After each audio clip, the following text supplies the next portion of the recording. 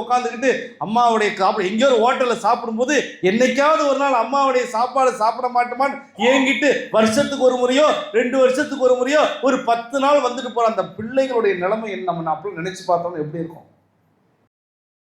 வந்து கத்தினாலும் சரி, இல்லை பூனைக்குட்டி வந்து மியாமியான்னாலும் சரி, இல்லை காக்கா வந்து காக்கான்னு கத்தினாலும் சரி, நீ அதெல்லாம் அப்புறம் பார், முதல்ல பசியில் இருக்கவங்கள பார்.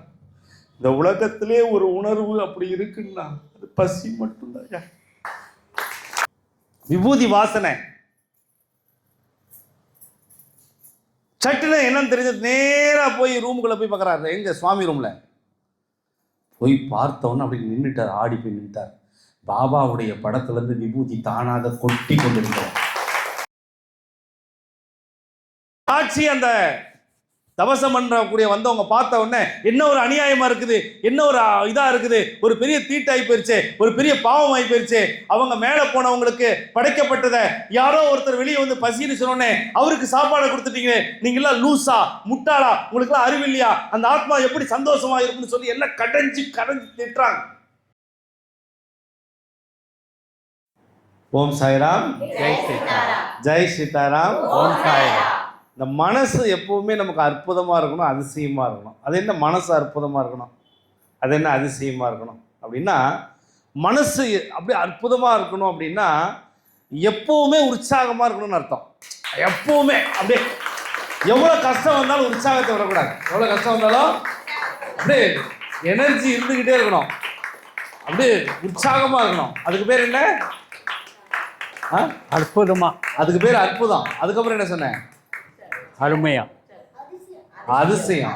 Very good. அதிசயம் எப்படி?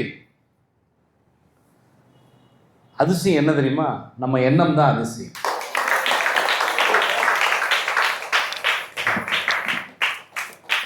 நம்ம எண்ணம் அதிசயமா இருந்துருச்சு அப்படின்னா எல்லாமே வெற்றி தான். நம்ம எண்ணத்துல அதிசயம் எப்போ வரும் தெரியுங்களா? நம்ம யாரெல்லாம் நம்மளை பார்த்து முடியாதுன்னு சொல்றாங்களோ, யாரெல்லாம் ஆகாதுன்னு சொல்றாங்களோ, யாரெல்லாம் இவன் வேலைக்கு ஆக மாட்டானான்னு சொல்றாங்களோ அவங்க முன்னால முடியும் நிக்கிற பார்த்தீங்களா, அதுதான் அதிசயம். ஏன்னா எனக்கு அதான் சுவாமி சொல்லி கொடுத்துருக்காரு. எப்பவுமே பாபா வந்து சொல்லுவார், ஒரு வார்த்தை சொல்லுவார், உன்னை யாரெல்லாம் முடியாது என்று உன்னை மட்டம் தட்டுகிறார்களோ நீ எழுதி வைத்துக்கொள், அவர்கள் முன்னால் நீ சிம்மாசனம் போட்டு அமருவாய் அப்படின்னா. இது வந்து நம்ம கர்வமா சொல்ல வேண்டாம், ரொம்ப அடக்கத்தோட சொல்லுவோம். நம்ம எதுல சிம்மாசனம் போட்டு உட்காரணும் தெரியுமா?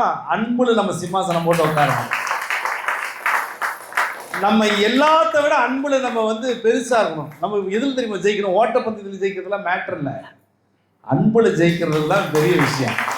அந்த அன்பு அப்படிங்கிற ஒரு விஷயத்தை தான் பாபா நமக்கு எப்பவுமே கொடுத்துட்டே இருக்கார். இப்போ இந்த சுவாமி சொல்லக்கூடிய செவிவெளி செய்தி கதைகள் ஒவ்வொரு வாரமும் இதாக இருந்தாலும் இந்த அத்தியாயத்தினால பாபா வந்து ஒரு ஒரு கொஞ்ச நேரம் மட்டும்தான் அந்த ஒரு செவிவெளி செய்தி உங்களுக்கு கை வரும். இது எதுக்காக அப்படின்னா நேரம் காலம் கருத்தில் கொண்டு. எது பக்தி அப்படின்னு பார்த்தீங்கன்னா எல்லாரும் சொல்லுவாங்க, நல்ல பூஜை புனஸ்காரம் விரதம் இருந்து நம்ம பண்ணுறது ரொம்ப பெரிய பக்தி அப்படின்னு. ஒரு தாய்க்கு தன்னுடைய மகனை நல்லா வளர்க்கணும்னு ஒரு ஆசை. அந்த அம்மாவும் அந்த அப்பாவும் ரொம்ப கஷ்டப்பட்டு ஒரே பையன் தான் வளர்த்துறாங்க. அந்த பையனை நல்லா படிக்க வைக்கிறாங்க, நல்ல பெரிய படிப்பு படிக்க வைக்கிறாங்க. படித்து முடித்தோன்னே அவனுக்கு வெளிநாட்டில் வேலை கிடைக்குது. நடந்த சம்பவம். வெளிநாட்டில் வேலை கிடைச்ச உடனே அவங்க அப்பா அம்மாவை கூட்டிகிட்டு போகிறதுக்கு அங்கே இருக்கிற சூழ்நிலை அப்போ பத்தலை. பையன் முதல்ல வெளிநாட்டுக்கு போகிறான். ரொம்ப நாளாக அப்பா அம்மா கூட இருந்த பையன் வெளிநாட்டுக்கு போகும்போது எப்படி இருக்கும்? மனசு சந்தோஷமா இருக்குமா கஷ்டமா இருக்குமா? மனசு கஷ்டமா இருக்கு. கஷ்டமான சந்தோஷம் இருக்கும், சந்தோஷமான கஷ்டம் இருக்கும். எப்படி இருக்கும்? சந்தோஷமான கஷ்டமான சந்தோஷம் இருக்கும், சந்தோஷமான கஷ்டம் இருக்கும். ஏன் அப்படின்னா இத்தனை ஆண்டுகள் பெற்று எடுத்து வளர்த்த என் பிள்ளை என்னருகே இருந்து தொலைதூர கடல் கடந்து போகிறானே அப்படின்னு. ஆனா எல்லாருக்கும் ஒரு ஆசை என்னன்னா படிக்க வைக்கிறது. நிறைய அப்பா அம்மா என்ன நினைக்கிறாங்கன்னா, நல்லா படிக்கணுங்க என் பிள்ளை, படிக்கிற வரைக்கும் என் பிள்ளை நல்லா படிக்கணுங்க, படிச்சு முடிச்சோடனே நல்ல வேலை கிடைக்கணுங்க, கிடைச்ச உடனே வெளிநாட்டுக்கு போயிருங்க, போன உடனே என்னையும் கூட்டிட்டு போயிருங்க. சில பேரண்ட்ஸ் இருக்காங்க, அவங்க என்னென்னா தன்னுடைய குழந்தைங்களை உருவாக்குவாங்க. எப்படி உருவாக்குவாங்கன்னா, இப்போ இருந்தே அவனை படிக்க வச்சு பணக்காரனாக்கி நாம் கடைசி காலத்தில் நிம்மதியாக இருக்கணும். பார்த்துருக்கீங்களா? உலகத்திலே முட்டாள் பேரண்ட்ஸ் அவங்க தான். உளவியலாளர்கள் சொல்றாங்க, உங்கள் பிள்ளைகள் நல்லா படிக்க வைக்கிறது மட்டும்தான் பெற்றோருடைய கடமை. உங்க பிள்ளைங்க உங்களுக்கு சோறு போடுவாங்க, உங்களை காப்பாற்றுவாங்கன்னு நினைச்சீங்க அப்படின்னா உங்களை விட முட்டாள் இந்த உலகத்தில் யாருமே கிடையாது.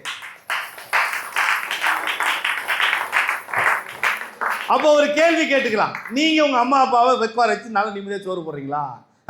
டண்டன கடை டக்கடை கடை டம்பல கடை பப்பல கடை டம்பு முடிஞ்சு போச்சு. எங்க அம்மாவுக்கு சோறும் போடலை, தோசையும் போடலை, உப்புமா கூட போடலை. ஆமாவா இல்லையா? நான் சொல்றது இப்போ இருக்கிற காலத்தை சொல்றேன். நம்ம அம்மா அப்பாவுக்கு நாமளே சோறு போடலை, அப்போ நம்ம பிள்ளை எப்படி போடும்? இது வந்து நேச்சுரல். அப்போ என்ன சொல்றாங்க உளவியலாளர் அப்படின்னா, ஒரு அம்மா அப்பா தன் பிள்ளைங்க கிட்ட எதிர்பார்க்க கூடாது. இப்போ நான் என் பசங்க கிட்ட எதிர்பார்க்கிறேன்னு வச்சுக்கோங்களேன், கண்டிப்பாக நான் ஏமாந்துடுவேன். இப்போ கூட என் பிள்ளைங்கிட்ட இருந்து சொல்லி வச்சுட்டுக்கிறேன், நீ என்னை பார்த்துக்கிறியோ இல்லையோ அதை பற்றிலாம் எனக்கு தெரியாது, உன்னை நீ பார்த்துக்கிறதுக்கு நீ தயாராக, உன்னை நீ பார்த்துக்கிட்டு உன் குடும்பத்தை நீ பார்த்துக்கிட்டீங்கன்னா வெரி ஹாப்பி. அப்போ நம்ம எதை கற்றுக் கொடுக்கணும்? பேரண்ட்ஸ் நம்ம என்னத்தை கற்றுக் கொடுக்கணும்? நிற்கிறதுக்கு. இவங்க நிற்கிறாங்களா, அதை தூரத்துலேருந்து பார்த்து சந்தோஷம் பண்ணோம். மாதம் சம்பளம் வாங்கினோடனே அப்புறம் தவி இன்னைக்கு என்ன செஞ்சு தட்டுறவனுக்கு ஏன்னா அன்னைக்கு சம்பளம் தேடி.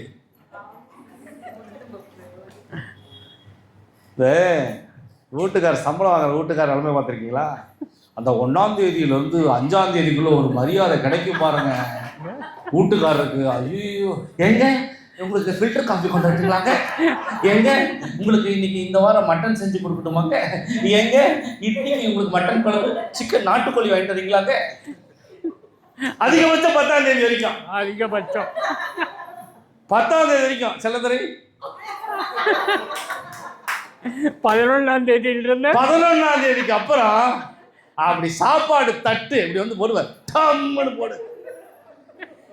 நாங்கள் வச்சுக்கிற 4 இட்லி இது அப்படி திறந்து பார்த்தா அந்த இட்லி 4 நாளைக்கு மேலே ஆறி போயிருவான்.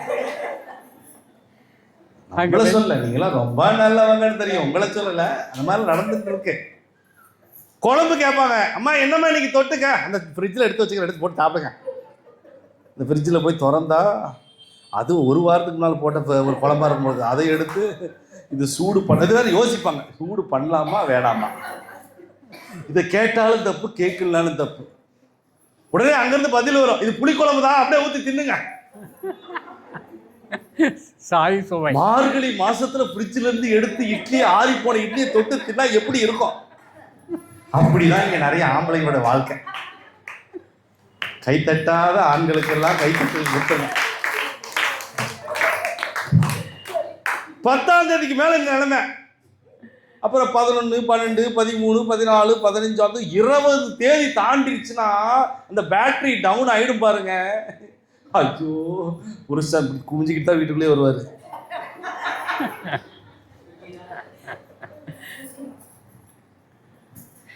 அந்த 28, 29 வீட்டுக்குள்ள சோறு கிடைக்குமானே தெரியாது.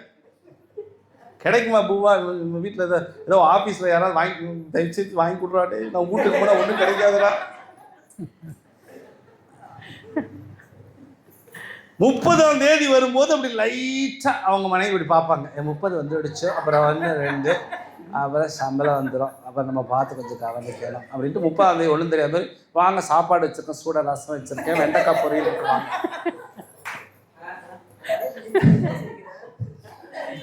சாப்பாடு போட்டு சுட சுட போட்டு வெண்டைக்காய் பொரியலை போட்டு உருளைக்கிழங்கை போட்டு கொடுக்கறது ராத்திரியில். நம்ம நினைப்போம் மாசக்கடை பரவாயில்லையே, மாசக்கடைசியில் உருளைக்கிழங்கு ஒரு சுட சுட சாப்பாடு ரசம் கிடைக்குது அப்படின்னு. ஆனால் தெரியுது மாசம் பிறக்கும் போதுலாம் முட்டாளேன்னு அப்படித்தான் தெரியுது. கை தட்டின அந்த 3 பேருக்கு ரொம்ப நன்றி. அப்புறம் மறுபடியும் 1ஆம் தேதியிலேருந்து மரியாதை தான். அப்புறம் நான் ராஜா அப்படிங்கிற மாதிரி தான். இந்த 10ஆம் தேதிக்கு ராஜா தான், மீதி 20 நாள் கூஜா தான். அப்போ லைஃப்பில் எப்படி பாருங்களேன், அந்த சம்பளம் வாங்கும் போது கிடைக்கிற ஒரு அருமை இருக்கு பார்த்தீங்களா, கிடைக்கிற. அப்போ அந்த அம்மா அப்பா என்ன பண்ணுறாங்களா, தன் குழந்தையை தூரத்துக்கு அனுப்ப போகிறாங்க. போயிட்டார், வெளிநாட்டுக்கு போயிட்டார். அங்கிருந்து பணம் போட்டு அனுப்பிக்கிட்டே இருக்கார். இப்போ இந்த காலம்னா பரவாயில்ல, அப்போல்லாம் வீடியோ காலில் பார்த்து கூட பேசிக்கலாம். எப்போ வேணால் வாட்ஸ்அப்பில் போய் யூஎஸ்ல பேசிக்கலாம், கனடாவில் பேசிக்கலாம், மலேசியா, சிங்கப்பூர், ஆல் ஏரியாவில் நம்ம பேசிக்கலாம். அப்போல்லாம் அப்படி பேச முடியறதில்ல இல்லையா? ஆனால் அப்பெல்லாம் பார்த்தீங்கன்னா அந்த பணத்தை அமுச்சு வச்சு அந்த பணத்தை வாங்கும்போது அந்த பேரண்ட்ஸ்க்கு ஒருப்பா உள்ள வெளிநாட்டில் சம்பாதிச்சு அனுப்புகிறானேன்னு ஒரு சந்தோஷம் இருக்கும். அப்படி காலங்கள் போயிட்டுருக்கு. பையனுக்கு கல்யாணம் பண்ணி வைக்கணும், ஒத்த பையன் இல்லையா? அந்த கல்யாணம் பண்ணி வைக்கும்போது புள்ள எங்கே இருக்கான்னு சொல்லுவாங்க தைரியமா?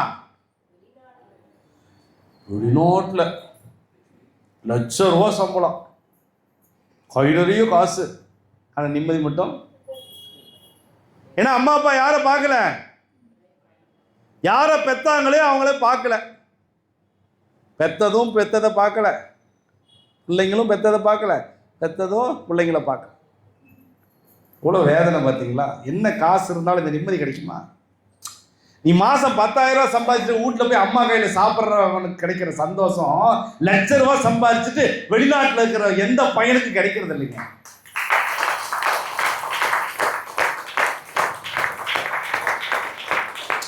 நினைச்சா அம்மா கையில் போய் சாப்பிடணும், நினைச்சா அம்மா சாப்பாடு போடுமான்னு சொல்லணும், அப்போ சந்தோஷம் கிடைக்கும். எங்கேயோ ஒரு வெளிநாட்டில் இருந்துட்டு உட்காந்துக்கிட்டு அம்மாவுடைய சாப்பிட எங்கேயோ ஒரு ஹோட்டலில் சாப்பிடும்போது என்னைக்காவது ஒரு நாள் அம்மாவுடைய சாப்பாடு சாப்பிட மாட்டோமான்னு ஏங்கிட்டு வருஷத்துக்கு ஒரு முறையோ 2 வருஷத்துக்கு ஒரு முறையோ ஒரு 10 நாள் வந்துட்டு போகிற அந்த பிள்ளைகளுடைய நிலைமை என்ன நம்ம அப்படி நினச்சி பார்த்தோம்னா எப்படி இருக்கும்? இப்போ எல்லாம் கிடைக்குதுன்னு வச்சுக்கோங்க, இப்போ எல்லாம் பார்த்துக்குறோம், எல்லாம் மொபைலில் பார்த்துக்குறோம். அப்பெல்லாம் அப்படி இல்லை.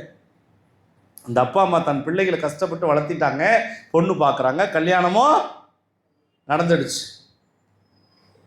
கல்யாணம் ஆன உடனே மறுபடியும் என்ன பண்ணுவாங்க?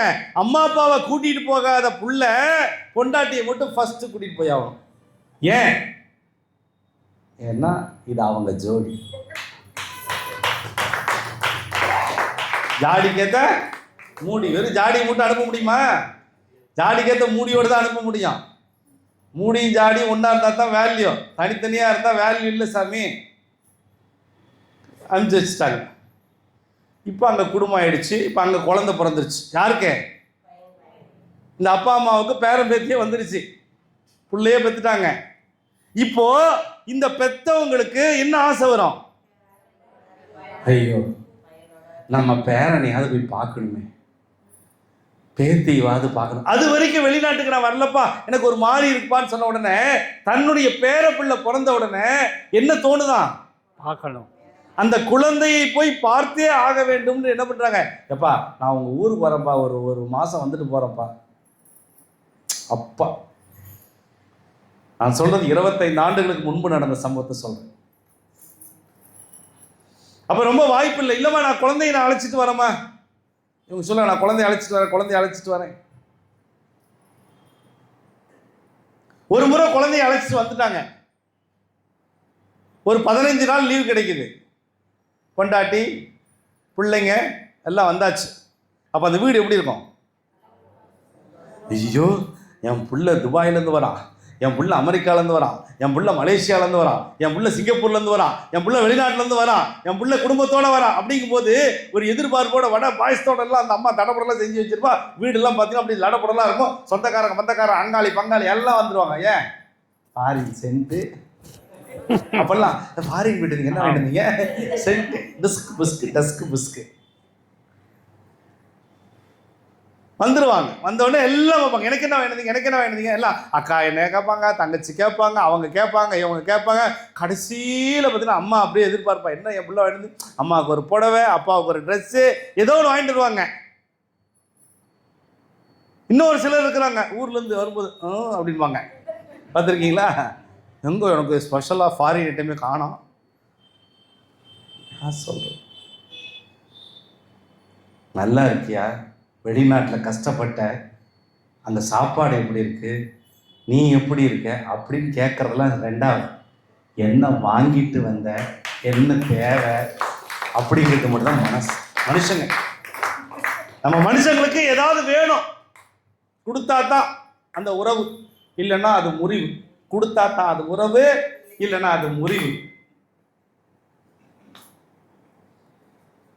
எல்லாம் வந்தாச்சு.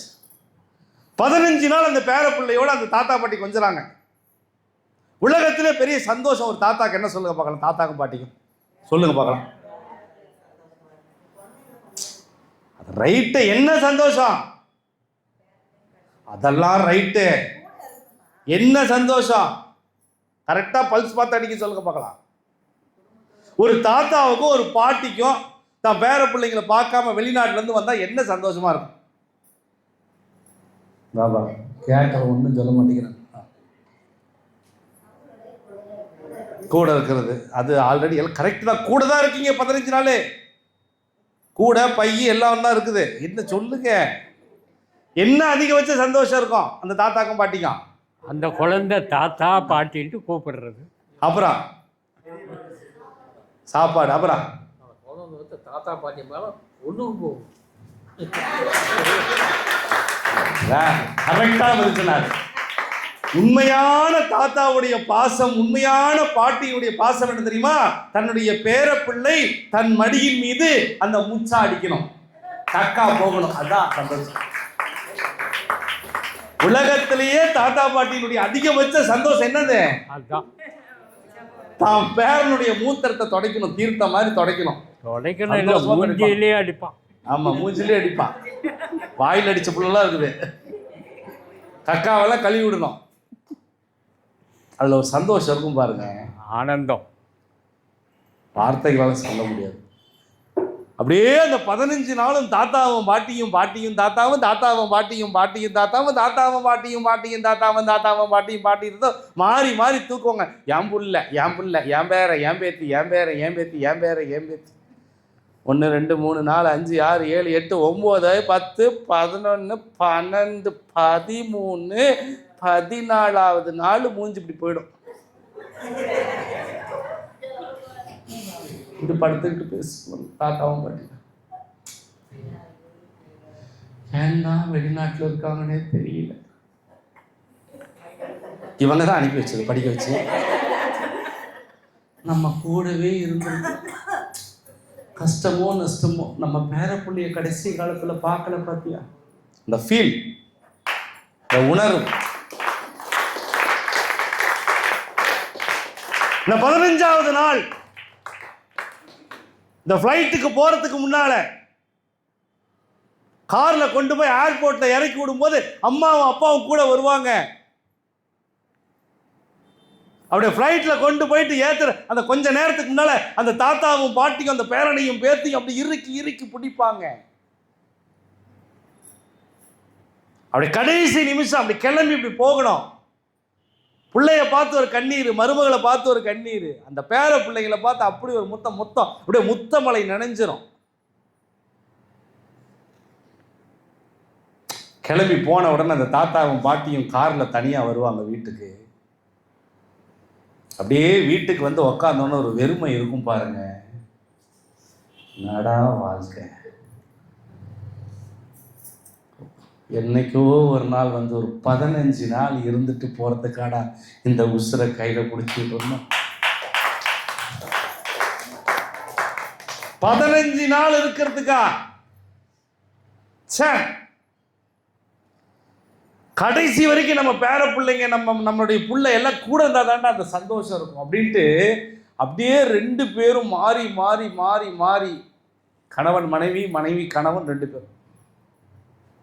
காலங்கள் போகுது. ஒரு 7-8 மாதங்கள் ஆகுது. திடீர்னு ஒரு நாள் அந்த அம்மா இறந்துடுறாங்க. அந்த அம்மா இறந்த உடனே வெளிநாட்டுக்கு தகவல் போகுது தன் பிள்ளைக்கு, உன் தாய் இறந்து விட்டாள், பாட்டி இறந்து விட்டாள். செய்தி கேட்டவுடனே அவங்க அங்கிருந்து வர முடியல, ஃப்ளைட் டிக்கெட் கிடைக்கல. நான் சொல்றது 25 ஆண்டுகளும் உடனே வர முடியல. கொல்லி வச்சாகணும். ஒத்த புள்ள வர முடியல. எல்லா முயற்சி பண்ணியும் கடைசியில் வர முடியல. போன்ல மட்டும் அழுதுகிட்டே பையன் பேசுறான்.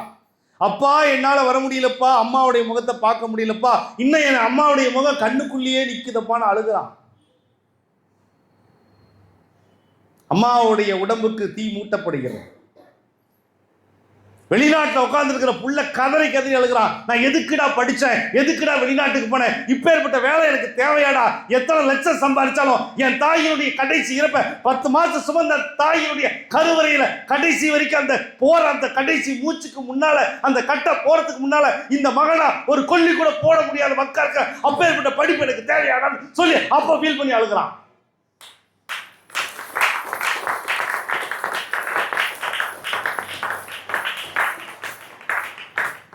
ஒரு வழியா 10 நாளுக்குள்ள அந்த காரியம் வச்சிருப்பாங்களே, 15வது நாள் அது மாதிரி அந்த காரியத்தப்ப அப்படியே ஃப்ளைட் டிக்கெட் கிடைச்சிருது. கிளம்பி வரான், குடும்பத்தோடு வரான். வந்து பார்த்தா அந்த வீட்டுக்குள்ள அம்மாவும் அப்பாவும் இருந்த அந்த வீட்டில் அப்பா மட்டும்தான் இருக்கிறார். அம்மா ஃபோட்டோவாக இருக்கா. இந்த காட்சியை பார்க்குறான். ஏன் சாமி இன்னைக்கு இல்லையே, என்னை பெத்தெடுத்த தாய் இன்னைக்கு இல்லையே. அழுகிறான். போட்டோவை பார்த்துட்டு தேம்பி தேம்பி அழுகிறான். அம்மா உன்னை நான் எப்பமா பார்ப்பேன், மறுபடியும் நான் எப்பமா பார்ப்பேன்னு அழுகிறான். சமாதானப்படுத்த முடியல, தேம்பி தேம்பி அழுகிறாங்க. ஒரு வாரம் இருந்து எல்லாம் காரியெல்லாம் முடிச்சுட்டு மறுபடியும் வேலைக்கு போக வேண்டிய கட்டாயம்.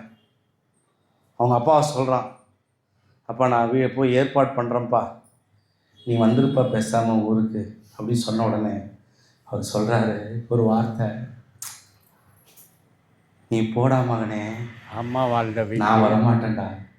ஏன் அப்படின்னா உங்கள் அம்மா செத்துட்டான்னு நீ நினைக்கிற இல்லை, ஆனால் இந்த வீட்டில் உயிரோடு இன்னும் என் கூட தான் இருக்கு.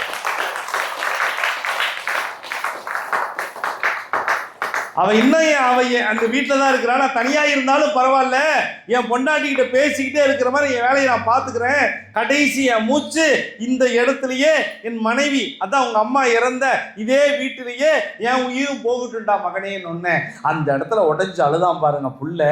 எங்க அம்மாவும் என் வாழ்க்கையில கடைசி படிச்சு முடிச்சு நல்ல வேலைக்கு போய் பார்த்துக்க முடியல, எங்க அப்பாவும் என் கூட வரல, என்னடா வாழ்க்கை இந்த வாழ்க்கைன்னு சொல்லி அப்படியே அப்பாவை கட்டி பிடிச்சு அழுகிறான். ஆனா அப்பா சொன்னது ஒரு நியாயம் இருக்கு, அதுக்கு பின்னால ஒரு காதல் இருக்கு, அதுக்கு பின்னால ஒரு அன்பு இருக்குங்கிறத அந்த மகன் புரிஞ்சுக்கிட்டு அமைதியா சத்தம் போடாம அப்பாவுடைய கால் ஆசீர்வாதம் வாங்கிட்டு கிளம்பி தன் மனைவி பிள்ளைகளோட மறுபடியும் ஊருக்கு போயிடலாம். இப்ப அந்த அப்பா தனியா இருக்கார். அப்பதான் ஒண்ணு தெரிஞ்சுக்கிறார், இந்த உலகத்துல யார் வேணா நம்மளை விட்டு போலாம், யார் வேணா, பொண்டாட்டி போனா சகலமும் போச்சியா, பொண்டாட்டி மட்டும் போயிட்டா சகலமும் போச்சுன்னு அப்பதான் அவர் இன்னும் வருத்தப்படுறாரு, அழுகிறார். அப்பப்பா அவரா பேசிக்கிறார். காலம் போகுது. முதல் வருஷம் தவசம் அப்படியே இறந்த திதி அந்த நாள் எல்லாம் பிடிச்சி முதலையே சொல்லிடுறார் பையன்கிட்ட, தம்பி முதல் வருஷம் தவசம் திதி வருது, அவசியம் வந்துடணும். அந்த காரியம் முதல் வருஷம் அந்த தவசம் நடப்பதற்கு முன்னால அந்த தாத்தா அந்த அப்பாவுடைய தெரிந்த ஒருத்தர் சொல்றார், இப்படியே இருக்கிறியே, பேசாம என் கூட வியாழக்கிழமான பாபா கோயிலுக்கு வா, நான் உன்னை கூட்டிட்டு போறேன், அங்க வந்து உனக்கு ஒரு நிம்மதி கிடைக்குங்கிறார். பாபா கோயிலுக்கு வந்தால் என்னங்க நிம்மதி கிடைக்குது, மறுபடியும் என்னுடைய மனைவியை நான் பார்க்க முடியுமா, எனக்கு என் பொண்டாட்டி இருக்கிற இடம் தாங்க எனக்கு நிம்மதி அப்படின்னு சொல்கிறார். இல்லை நீ வா என் கூட, எத்தனை நாளைக்கு வீட்டுக்குள்ளேயே அடைஞ்சு கிடப்பேன், பரவாயில்ல நான் அடைஞ்செல்லாம் கிடைக்கலைங்க, நான் என் மனைவியை நினச்சிக்கிட்டே இருக்கிறேன், நீ ஒரு நிமிஷம் வா, பரவாயில்ல என் கூட வா அப்படின்னு பாபா கோயிலுக்கு கூப்பிட்டு போக ஆரம்பிச்சிடறார். அவருக்கு ரொம்ப பிடிச்சி போயிடுது. பாபாவுடைய திருமுகம், பாபாவுடைய பாதம், பாபாவுடைய கண்கள், இதெல்லாம் பார்த்தோன்னா அவருக்கு பிடிச்சிருக்கு. ஏதோ எங்கள் அப்பாவை பார்க்குற மாதிரி அவர் ஃபீல் பண்ணுறார். அவர் என்ன ஃபீல் பண்ணுறார், என் தந்தையை நான் பார்ப்பது போல என்ன ஃபீல் பண்ணுறார்.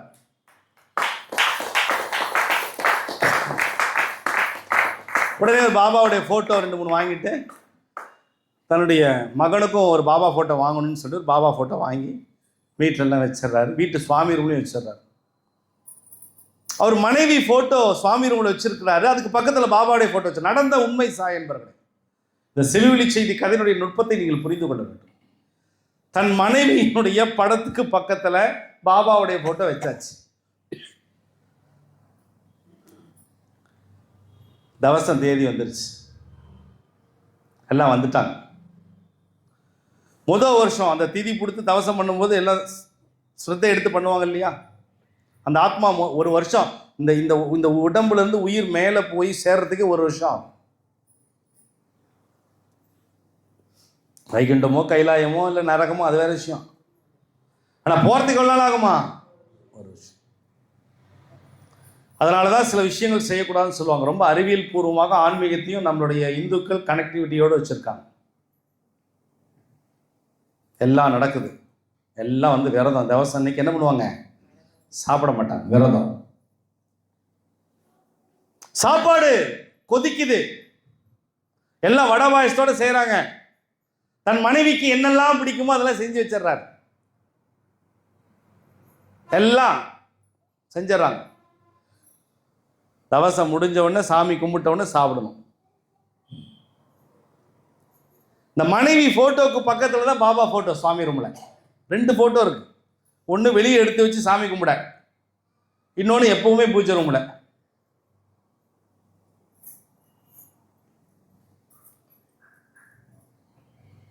எல்லாம் படையெல்லாம் போட்டு அந்த அந்த நெய்வேத்தியம் பண்ணுறதுக்கு ஒரு 15-20 நிமிஷத்துக்கு முன்னால வாசல்ல ஒரு வயசானவர் வரார்.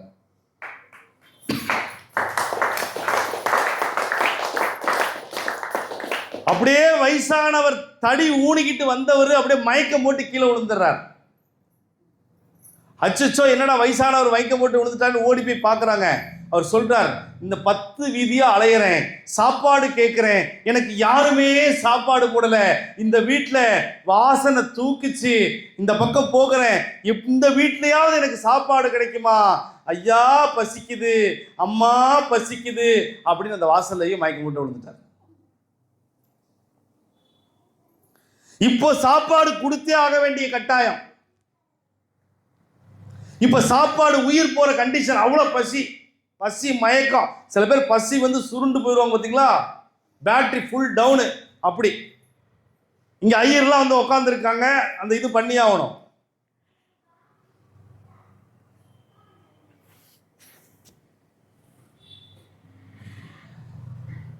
நேரா அந்த தாத்தா போனார். நெய்வேத்தியம் பண்றதுக்கு முன்னால் அந்த சாப்பாடை எடுக்கிறார்.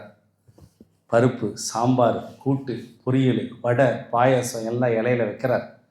ஒரு தட்டில் வச்சு தண்ணி பாட்டில் எடுத்துகிட்டு வந்து அந்த பசியில் படுத்து கிடக்கிற அந்த பசியில் துடிச்ச அந்த தாத்தாவுக்கு, ஐயா எந்திரிங்கய்யான்னு சொல்லி இப்படி திண்ணையில் உட்கார வச்சு இந்தாங்க சாப்பிடுங்கன்னு சொன்ன உடனே அவர் பசியில் லபக்கு லபக்கு லபக்குன்னு சாப்பிட்றாரு. இந்த காட்சி அந்த தவசம் பண்ணக்கூடிய வந்தவங்க பார்த்த உடனே என்ன ஒரு அநியாயமா இருக்குது, என்ன ஒரு இதா இருக்குது, ஒரு பெரிய தீட்டாய் போயிருச்சு, ஒரு பெரிய பாவமாய் போயிருச்சு.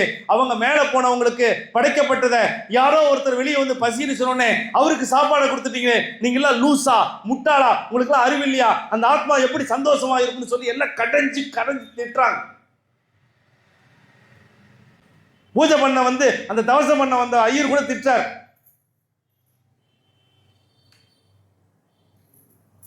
இந்த பையன் கேட்குறான், ஏப்பா இப்படி பண்ணிட்டேன்? ஒரு கொஞ்ச நேரம் அவருக்கு ஏதாவது ஒரு தண்ணி கிண்ணி கொடுத்து உட்கார வச்சிருக்கல, ஒரு 15 நிமிஷம் அமைதியாக இருந்திருக்கல, முடிச்ச உடனே வேணா கூட சாப்பாடு போட்டுக்கல, ஏப்பா கொடுத்தேன்? எல்லாரும் ஆச்சம் கத்துறாங்க. அந்த தாத்தா மட்டும் அமைதியாக அப்படி சேர்ல போய் உட்காந்துருக்கிறார். இப்போ இப்படி தீட்டாய் போயிடுச்சு, என்ன பண்றது? அதெல்லாம் எனக்கு தெரியாதுங்க. பசின்னு வாசல்ல வந்துட்டான், அந்த ஐயா வந்துட்டார். நான் கொடுத்தே ஆகணும், மனசு தோணுச்சு, கொடுத்துட்டேன், அவ்வளோதான். நீங்கள் நடக்க வேண்டியது என்னவோ பண்ணுங்க.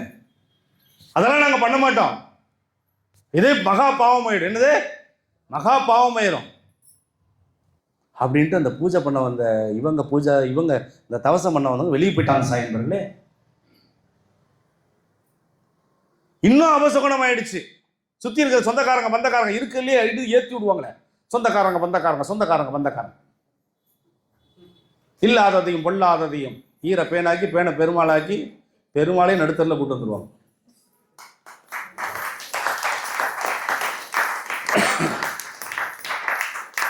முடிச்சு விட்டாங்க. ஆளாளுக்கு ஒண்ணுன்னு சொல்ல ஆரம்பிச்சிட்டாங்க. இந்த பையன் ஃபாரின்லேருந்து அந்த பையனுக்கு செம கோவம். ஏற்கனவே அம்மாவை பார்க்கலங்கிற வருத்தம், கோவம். அம்மாவுக்கு கடைசி இது பண்ணலையே, இந்த தவசமும் இப்படி ஆகி போயிடுதுன்னு சொல்லிட்டு அப்பாவை கண்டபடி திட்டான். அதுவரை பார்க்காத முகத்தை மகன் பார்க்கிறான். அப்பா பார்க்கிறார் மகனை. இப்படி இல்லாம கூட என் பொண்ணை பேசுவான். ஒரு சாப்பாடு போட்டது குற்றமாய்யா, ஒரு உசுறு போக கிடக்குது வாசல்ல, அதுக்கு சோறு போட்டது குற்றமாய்யா அப்படின்னு அப்படியே வருத்தத்துல தவசமே நடக்கலை. எல்லாம் முடிச்சுட்டு இருக்கிற சாப்பாடு எல்லாம் கொண்டு போய் குப்பையில போடுங்க, அங்கே போடுங்க, இங்கே போடுங்க அப்படின்ட்டாங்க. நாங்களாம் போகிறோம் அப்படின்னு சொல்லிட்டு பையன் என்ன பண்ணிட்டான், அடுத்த ஃப்ளைட் டிக்கெட் வர வரைக்கும் வெளியே நாங்கள் போய் வெளியே போய் தங்கிக்கன்னு போயிட்டான். இப்போ அந்த தாத்தா அந்த வீட்டில் ராத்திரி தனியா இருக்கிறார். நீங்க இருக்கீங்கன்னா எப்படி இருப்பீங்க? நீங்க தான் அந்த தாத்தா, எப்படி இருக்கும் உங்க மனசு? எல்லாம் போயிட்டாங்க. அப்படியே அழுகிறார். அவருக்குள்ள ஏதோ ஒன்று தோணுது, மனசுல தோணுது. அப்போ வரைக்கும் தோணல. நேரா சாமி ரூம்குள்ள போறார். 2 போட்டோ சொன்னா, ஒரு போட்டோ வாசல்ல பூஜைக்கு உள்ள ஹாலில் வச்சுட்டாங்க, ஒரு போட்டோ பூஜை அறையில் இருக்கு, மனைவி போட்டோ. ஆனா அவர் மனைவி போட்டோவை பார்க்க போல, அதுக்கு பக்கத்துல தன் அப்பா சாயல்ல இருக்கிற பாபாவுடைய போட்டோவை பார்த்தார். நேரா போனார்.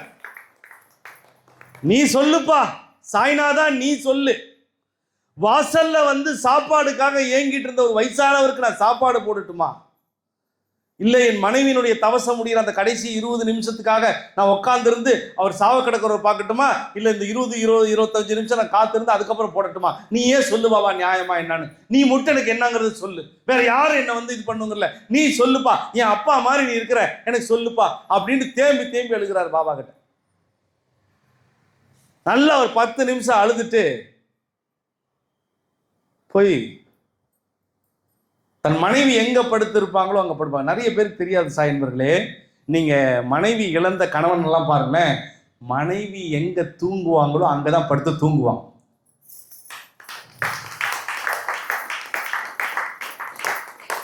உங்களுக்கு புரியுதா? தாம்பத்தியத்தினுடைய உச்சபட்ச காதல் எது தெரியுமா?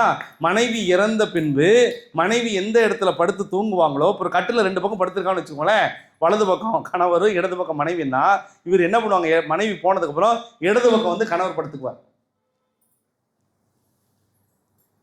மடி நீ படுத்திருக்க இடத்துல தான் படுத்திருக்கிற, மனசே சரியில்லை அப்படின்னு அவர் படுக்கிறார், தூங்குறாரு. தூக்கமே வரல, தூக்கமே வரல. பாருமா கொஞ்ச நேரம் கழிச்சு ஒரு வாசனை வருது, ஒரு விபூதி வாசனை அடிக்குது. என்னடா அது விபூதி வாசனையா இருக்குது? ரொம்ப விபூதி வாசனை, அப்படி பயங்கரமா விபூதி வாசனை. விபூதினா விபூதி, அவ்வளோ விபூதி வாசனை. எந்திரிச்சிடறாரு. எந்திரிச்சு போய் என்னடா விபூதி வாசனை வருதுன்னு அப்படியே கதவெல்லாம் பார்க்குறாரு. என்ன விபூதி வாசனை இருக்கு? கொஞ்சம் பாருமா, விபூதி வாசனை. சட்டுன்னு என்னன்னு தெரிஞ்சது, நேரா போய் ரூமுக்குள்ள போய் பார்க்குறாரு. எங்க சுவாமி ரூம்ல போய் பார்த்தோன்னு அப்படி நின்றுட்டார், ஆடி போய் நின்றுட்டார். பாபாவுடைய படத்துல இருந்து விபூதி தானாக கொட்டி கொண்டிருக்கிறார்.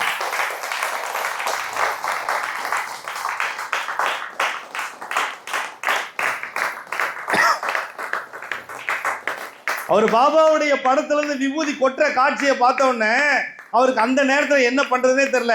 தன்னை முதல்ல பாபா கோயிலுக்கு கூட்டிட்டு போன நண்பருடைய ஞாபகம் தான் வருது. அப்போ ஃபோன் இருக்கு. ஃபோன்னா அந்த பட்டன், அந்த நார்மல் ஃபோன் இருக்குல்ல, டெலிஃபோன், அந்த ஃபோன் எடுத்து அந்நேரத்துக்கு தன்னுடைய நண்பருக்கு ஃபோன் அடிக்கிறார். ஃபோன் எடுக்கிறார் அவங்க நண்பர். என்னப்பா யாரும் தெரியல அப்படின்னு அலோங்கிறாங்க. அவர் நான் தான்ப்பா பேசுறேன் அப்படின்றார். ஏன் என்னாச்சு இந்த நேரத்தில் என்னாச்சு? ஒன்றும் இல்லைப்பா, நீ செத்த வீட்டுக்கு வர முடியுமா? என்னப்பா இந்த ராத்திரியில் கூப்பிட்றேன், நீ வாவேன், நான் சொல்கிறேன்.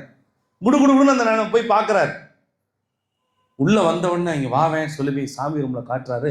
பாபாவுடைய அந்த ஃபோட்டோவிலேருந்து விபூதி வருது. பார்த்த உடனே, நான் எவ்வளோ நாளாக பாபாவை கும்பிட்றேன், எனக்கு இந்த ஆசீர்வாதம் கிடைக்கல, இப்போதான் நீ கும்பிட ஆரம்பிச்ச, உனக்கு ஒரு ஆசீர்வாதம் பாபா பண்ணியிருக்கிறார். ஒரே சந்தோஷம். அப்பதான் அவருக்கு ஒரு நிம்மதி. அப்பாடா, நம்ம செஞ்சது தப்பு கிடையாது. எப்ப பாபாவுடைய போட்டோல இருந்து விபூதி வந்ததோ, நாம் பட்ட கஷ்டத்துக்கு, நாம் பட்ட வேதனைக்கு மகா குருவானே, சர்க்குருவானே சிரடி சாய்பாபா விபூதியை தன்னுடைய துவாரகாமாயில துணி நெருப்புல இருக்கக்கூடிய விபூதியை தானாக என்னுடைய பூஜை அறையில் பாபாவுடைய படத்திலிருந்து கொட்டுதுன்னா, என்னை விட ஒரு ஆசீர்வதிக்கப்பட்டவன் யாரேன்னு இருக்க முடியுமா?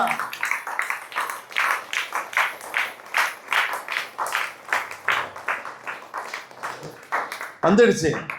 வந்த உடனே பக்கத்தில் தன் மனைவியோட ஃபோட்டோ இருக்கு. மனைவியோட ஃபோட்டோவை பார்த்து, அடியே அடியே பாபா கிட்ட இருந்து விபூதி வருதுடி, இந்த நேரத்தில் போய் நீ என் பக்கத்தில் இல்லாமல் போயிட்டியே, ரொம்ப சந்தோஷம்டி, எனக்கு மகிழ்ச்சிடி. ஒரு வருஷம் தவச தப்பு நான் ரொம்ப மன வேதனையில் இருந்தேன். எல்லாரும் என்னை திட்டினாங்க, சாப்பாடு போட்டதுக்கு என்னை கஷ்டப்படுத்தினாங்க, எல்லாரும் புள்ள கூட வெளியே போயிட்டான், எல்லாரும் மன வேதனையாக இருக்கும்போது நான் வந்து நீ படுத்துருக்க இடத்துல நான் படுத்துக்கிட்டேன். மனசு வேதனையாக இருந்துச்சு, விபூதி வாசனை வந்தது. உடனே நண்பனை கூப்பிட்டேன். ஆனால் உங்ககிட்ட இப்போ சொல்கிறேன், உண்மையானுமே நான் நினைக்கிறேன் இப்போ நீ பாபா கிட்ட தான் நீ இருக்கிற. நான் நினைக்கிறேன் இப்போ நீ பாபா கிட்ட போயிட்ட, பாபா கிட்ட இருக்க. நான் நினைக்கிறேன் இனிமே எனக்கு கவலை இல்லை. நான் வாழ்ற காலத்துல உன்னை நான் நினைச்சுக்கிட்டு சந்தோஷமா இருக்கிற கொஞ்ச நாள உன்னை நினைச்சுக்கிட்டே நான் வாழ்ந்துருவேன்னு சொல்லி ஓன்னு அழுகுறார். அந்த நண்பன் கட்டி பிடிச்சி அப்படி கட்டி தழுகிறாரு, ரொம்ப அப்படி தட்டி கொடுக்குறாரு, ஒரே இது பண்றாரு, ஒரே ரொம்ப ஒரு இதாயிடுச்சு. தன் மனைவியினுடைய போட்டோ பார்த்து பேசுறாரு. அடியே அடியே நீ எப்படி இருக்கிற, நீ நல்லா இருக்கு. நம்ம நிறைய பேர் பேசுவாங்க, பார்த்துருக்கீங்களா? ரொம்ப லவ் பண்ணுறவங்கள பார்த்துருக்கீங்களா? அவங்க இறந்துட்டாங்கன்னா ஃபோட்டோ பார்த்து எப்படி இருக்கிற, நல்லா இருக்கியாடி, நீ நீ மேலே இருக்கடி, என்னை பார்த்துட்டு இருக்கியாடி, நீ சாப்பிட்டியாடி, நீ நல்லா தூங்குறியாடி, நிம்மதியாக இருக்கியாடி, நான் உன்னை நினச்சிக்கிட்டே இருக்கிறேன்டி, உன்னை நினச்சிட்டே இருக்கிறேன்டி, உன் ஞாபகமாக இருக்குடி, நீ படுத்துருக்க இடத்துலையே நான் தூங்குறேன்டி, நீ இல்லாதது எனக்கு கஷ்டமாக இருக்குடி, நான் தனியாக தாண்டி இருக்கிறேன். ஆனால் பாபாவுடைய படத்தில் இந்த விபூதி வரும்போது எனக்கு ரொம்ப சந்தோஷமாக இருக்குடி, நீ பாபா கிட்ட தாண்டி இருக்கும்போது இன்னும் கூட உங்கள்கிட்ட நிறைய பேசிருக்கலாம்னு தோணுதுடி. நீ எங்கே இருந்தாலும் என்ன ஆசீர்வாதம் பண்ணிடி, நீ என்னதான் என் பொண்டாட்டியா இருந்தாலும் இப்போ நீ சாமி ஆயிட்ட, ஆசீர்வாதம் பண்ணிடி, ஆசீர்வாதம் பண்ணிடி, ஆசீர்வாதம் பண்ணிடி.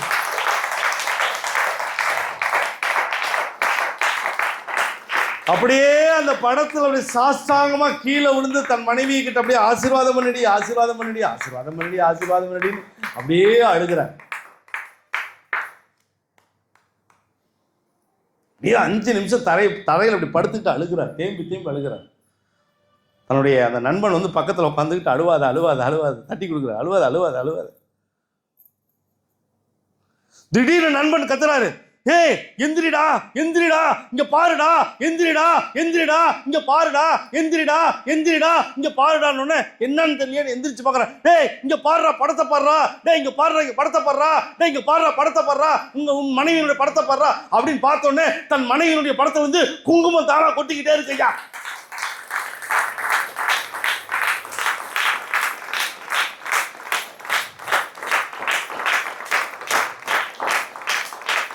அந்த தன்னுடைய மனைவியினுடைய பாபாவுடைய படத்துல இருந்து விபூதி வந்ததை விட தன் மனைவியினுடைய போட்டோல இருந்து குங்குமமா அப்படியே அந்த குங்குமம் அப்படியே கொட்டுற காட்சியை பார்த்த உடனே குங்குமமா கொட்டுறியாடி, நீ உயிரோட தான் இருக்கியாடி, என்னை பார்த்துட்டு தான் இருக்கியாடி, எனக்கு நீ ஆசீர்வாதம் பண்ணிட்டியாடி, சந்தோஷண்டி, என் மண்டாட்டி இன்னும் இருக்கிறாடி அப்படின்னு சொல்லிட்டு அப்படியே துள்ளி குதிச்சு ஆனந்தமா அடே நான் ரொம்ப ஹாப்பியா இருக்கேன்னு சொல்லிட்டு அப்படியே அந்த அந்த அந்த அந்த இடம் முழுக்க அந்த ஏரியா முழுக்க எல்லா சொந்தக்கார மந்தக்கார எவெல்லாம் நேற்று வந்தாலும் எல்லாம் திரும்பி சொல்லு, என் மொண்டாட்டி இன்னும் உயிரோட தான் இருக்கிறா, என்னுடைய கடவுள் பாபா உயிரோட தான் இருக்கா, சொல்லு.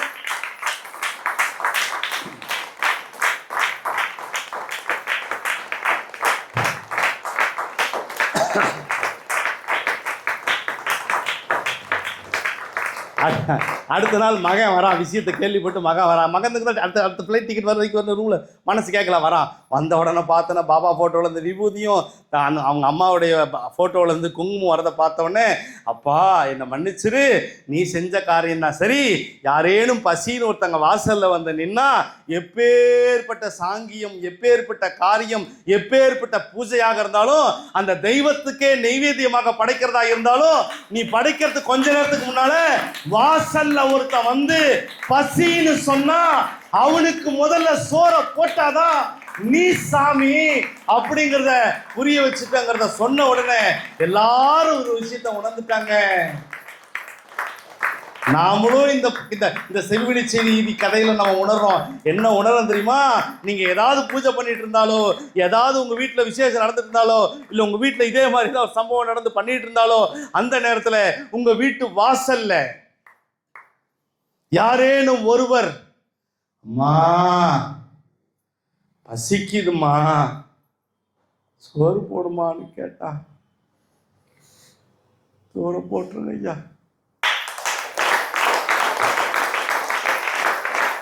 சோறு போட்டுருங்க ஐயா,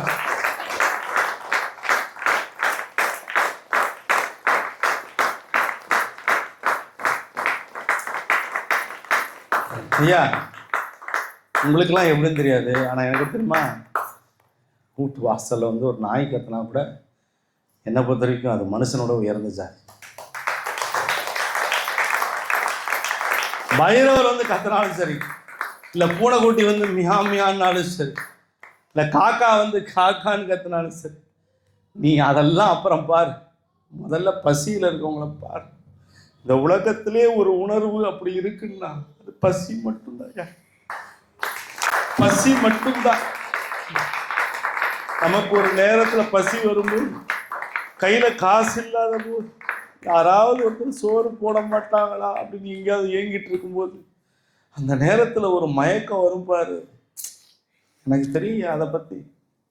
ஒருவேளை சோறு கிடைக்கலன்னு வச்சுக்கோங்களேன், நான் அன்னதான கூட நடத்திட்டு இருக்கேன். நீங்க சொன்னா நம்ப மாட்டீங்க, அந்த அன்னதான கூடத்தை நம்பி எத்தனையோ நடக்க முடியாதவங்க, ஒரு இடத்த விட்டு ஒரு இடத்துக்கு போக முடியாதவங்க, குருசாய் மூலமாக வருகின்ற சாப்பாடு பாபாவுடைய ஆசீர்வாதத்தால் இன்னைக்கு மத்தியானம் 1 மணிக்கெல்லாம் வந்துடும், 2 மணிக்குள்ள எங்களுக்கு வந்துரும்ன்ட்டு அந்த சாப்பாடுக்காக காத்துட்டு இருக்கிற அந்த ஆத்மாக்களை நினைச்சு பார்த்தாலே, ஒரு நாள் நான் சாப்பாடு போறதை நிறுத்தணும்னு வச்சுக்கோங்களேன், அவங்க பட்னியா, அந்த பட்னியை கொடுத்துடக்கூடாது.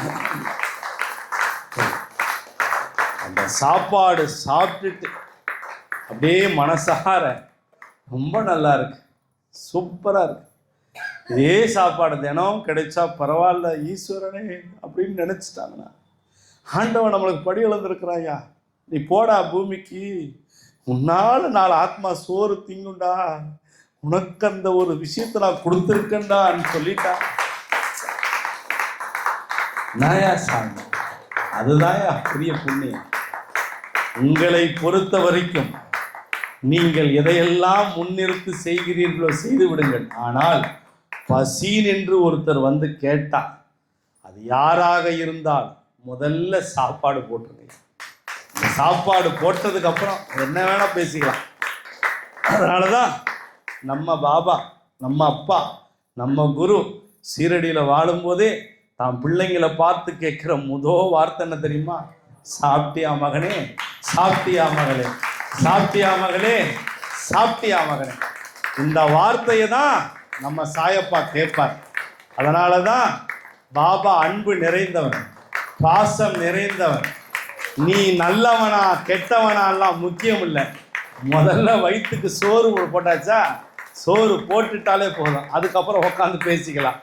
அதனால உங்ககிட்ட நான் சொல்லக்கூடியது ஒன்னே ஒண்ணுதான், எங்கேயாவது வழியில யாராவது பசிக்குது, 4 இட்லி வாங்கி கொடுயான்னு கேட்டா எப்படியாவது வாங்கி கொடுத்துரு. ஒரு 4 இட்லி கேட்டா வாங்கி கொடுத்துருயா. ரோட்ல இப்படியே நீங்களாம் எப்படி இருப்பீங்கன்னு தெரியாது, நான் எப்படி தெரியுமா, அப்படியே ரோட்ல போயிட்டு இருப்பேன், ஒரு நாய் பக்கரான்னு போகும். அந்த நாய் பார்த்தீங்கன்னா செவலை கலர்லையோ கருப்பு கலர்லையோ வெள்ளை கலர்லையோ இருக்கும். அது பார்த்தீங்கன்னா தனியாக போகும். அதை பார்க்கும்போது எனக்கு என்ன தெரியுமா தோணும், நாய் மாதிரி சோத்து கலையுதே ஆண்டவனே, இறங்கி வண்டியை நிறுத்திட்டு அதுக்கு எதாவது வாங்கி தரலாங்கிறதுக்குள்ள அது பயத்தில் ஓடும். அதை பார்த்து நான் அந்த ரோட்டில் மனுஷங்க எவனுமே கண்டுக்க மாட்டான். பார்த்துருக்கீங்களா பைரவரில்? ஒரு ரூபாயும் கண்டுக்க மாட்டான். அப்படியே அது போகும், அப்படியே டிராஃபிக்கில் ஒரு வாரமாக போகும், ரோடு கிராஸ் பண்ணும். எங்கேயாவது சோறு கிடைக்காதான்னு அலையும் போது ஏதோ ஒரு டீ கடை வாசலில் வந்து அது நிற்கும் பாருங்க. அது வாய் திறந்து கேட்க தெரியாது. பிஸ்கெட்டு போடுறாடே, பசிக்குதுடா பசிக்குதுடா, எனக்கு சோறு போடுறான், அது கேட்க தெரியாது. நிற்கும், வாழாட்டிட்டு நிற்கும், ஓ ஓ ஓ ஓ கேட்கும் கேட்கும். நம்ம மனுஷ பயலுங்க இறக்கமே இல்லாமல் தம் அடிச்சுக்கிட்டு தின்னுக்கிட்டு இருப்பானுங்க. ஒரு 2 பிஸ்கெட் போட மாட்டானுங்க, அப்படியே பார்ப்பானுங்க, கல் எடுத்து அடிப்பானுங்க. நான் பார்ப்பேன், மனுஷங்கிட்ட இருக்கிற ஆத்மாவுல பசியை மட்டும் நான் பார்க்க மாட்டேன். ஒரு நாய், ஒரு பூனை, ஒரு காக்கா, ஒரு குருவி, எல்லாத்தினுடைய பசியும் நான் பார்ப்பேன். நான் பார்ப்பேன் நான் பார்ப்பேன். ஏன்னா சாய் பார்க்க சொல்லியிருக்கார்.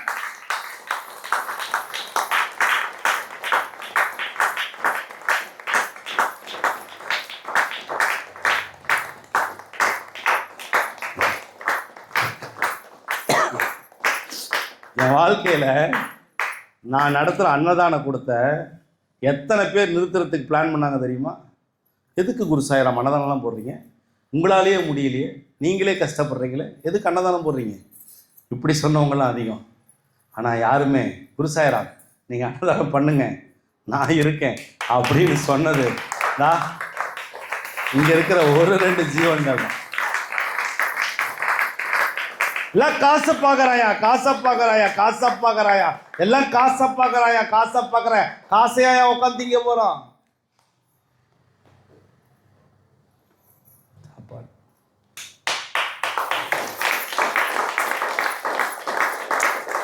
ஏதோ அது ஏதோ ஒரு கர்மாவின் காரணமாக யாரோ பிறந்திருக்கும்.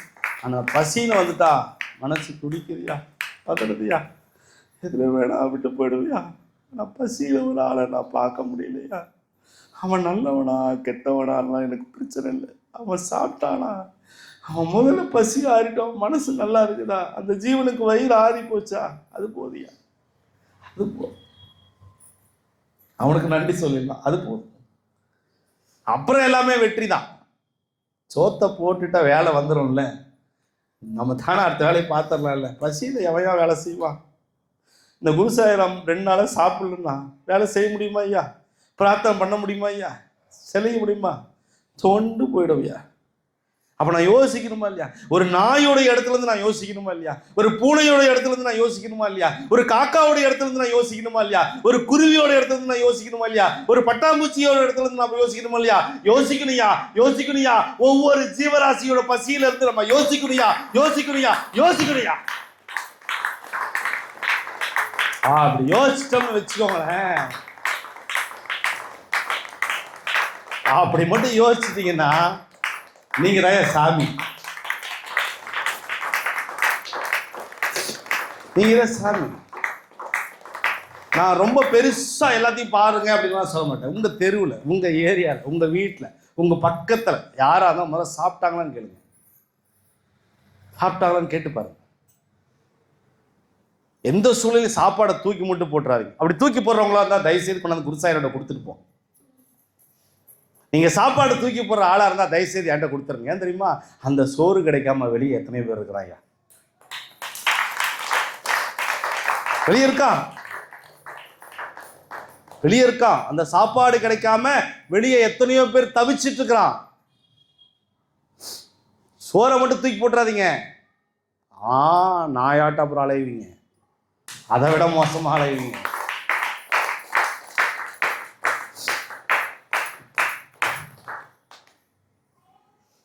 புரிஞ்சதா?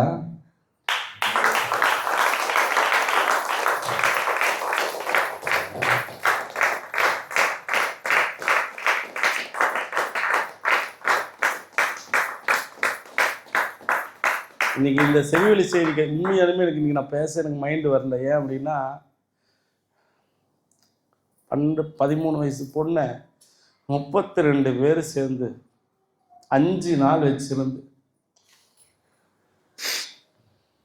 யார் மிருகம்? யார் மிருகம்? யார் மிருகம்? மனுஷன் தான் மிருகமா இருக்கிறான்.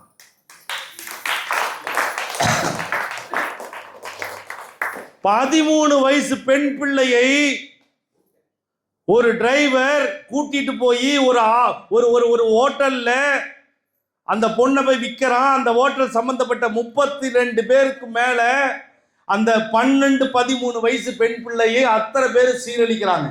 5 நாள் வச்சிருந்தேன். நான் கேட்கிற ஒரே ஒரு கேள்வி,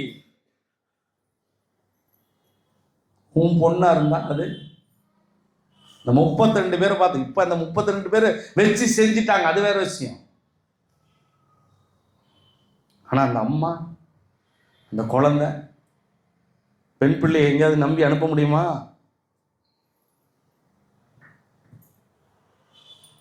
எங்க இருக்கோன்னு யோசிச்சுக்கோங்க. எங்க இருக்கிறோம் நாம? இன்னும் மனித மிருகங்களுக்கு மத்தியில் நம்ம வாழ்ந்துட்டு இருக்கோங்கிறத அவேர்னஸை புரிஞ்சுக்கிட்டு சாய் குடும்பங்கள்லாம் ஒன்றிணைந்து நம்பிக்கையோட பொறுமையோட ஒவ்வொருவருக்கும் ஒழுக்கத்தை கற்றுக் கொடுக்கின்ற பாடத்தை குரு சாய் பிரசாதாலயா மூலமாக பாபா இங்கு இருக்கிறார், இங்க வந்தா செவிவெளி செய்தி மூலமாக மாற்றம் நடக்கும், நடந்தே தீரும் என்பதை உணர்த்துவோம்.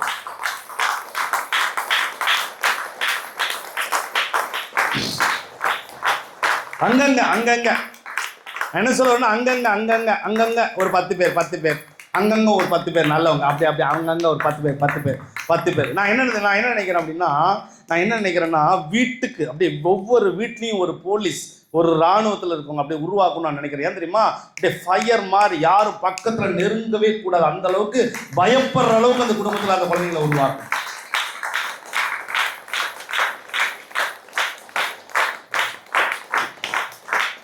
என்ன கனவு பண்றோம்? அந்த குழந்தை என்ன கனவு பண்றோம் யோசிச்சு பாருங்க. என்ன கனவு பண்றோம்? ஏன் சொல்றேன் அப்படின்னா, இன்னைக்கு அவ்வளோ ஒரு இக்கட்டான சிச்சுவேஷன்ல நம்ம வாழ்ந்துட்டு இருக்கோம். நம்ம குழந்தைங்க, அடுத்த தலைமுறை, இந்த பெண் குழந்தைங்களெல்லாம் பார்க்கும்போது எனக்கு பயமா இருக்குயா. இப்ப இருந்தே நாம ஏதாவது ஒரு ஸ்டெப் எடுத்தா மட்டும்தான் நம்மளுடைய பிள்ளைகளை நாம காப்பாற்ற முடியும். அதுக்கு பாபாவுடைய இந்த பரிசுத்தமான அன்பு அவங்களுக்கு போச்சுன்னா போதும். ஆன்மீகம் வளர்ந்தா போதுங்க. உண்மையான ஆன்மீகம் வளர்ந்தால் அனைத்தும் மாற்றம், அனைத்தும் வெற்றி தான். கரெக்டா இல்லையா? உண்மையான ஆன்மீகம் வளர்ந்தா அந்த தப்பு நடக்குமா? எதுக்கு ஆன்மீகத்தை வளர்த்தணும்? ஒரு பாடம் நடத்துறது பெரிய விஷயம் இல்லையா? ஒழுக்கத்தை நடத்தணுயா, ஒழுக்கம் வேணும்யா, ஒழுக்கம் வேணும். ஒழுக்கம் எங்கேயா வரும்? மனசு பரிசுத்தமாகணுயா. மனசு பரிசுத்தமான ஒழுக்கம் வரையா.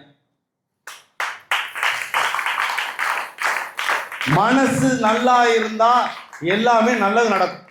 மனசு தப்பா இருந்தா எல்லாமே தப்பா. நீ வேணா யோசிக்கவே, இப்படி மூளை நான் வந்துடுறேன், இங்க இருந்து சொல்றேன், இந்த ஆங்கிள் சொல்றேன். நீங்க உங்களுடைய வாழ்க்கையில நீங்க தப்பா இருக்கீங்கன்னு வச்சுக்கலாம்.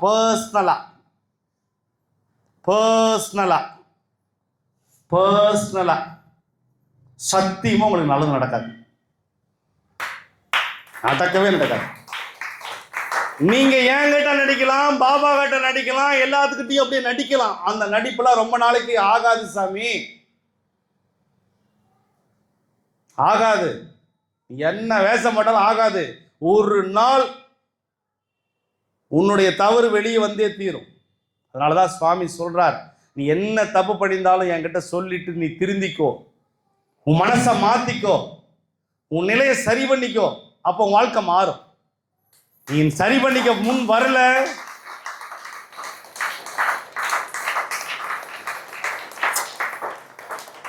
நான் அடிக்கடி சொல்லுவேன், தயவு செய்து உன் பழைய ஃபைலை ஓபன் பண்ணாத, தூசு தட்டி எடுக்காத உன் பழைய ஃபைலை. அதுவே ஒரு வீணா போன ஃபைல். அந்த ஃபைலை எதுக்கு மறுபடியும் பழைய தூசு தட்டி எடுக்கிறேன்? நம்மளுடைய பழைய ஃபைல் ஓபன் பண்ண பல பிரச்சனை வரும். புது ஃபைலை ஓபன் பண்ணு, பாபாங்கிற ஃபைலை ஓபன் பண்ணும். வாழ்க்கையில நம்பிக்கையோட பொறுமையோட நல்லது நடக்கட்டும்.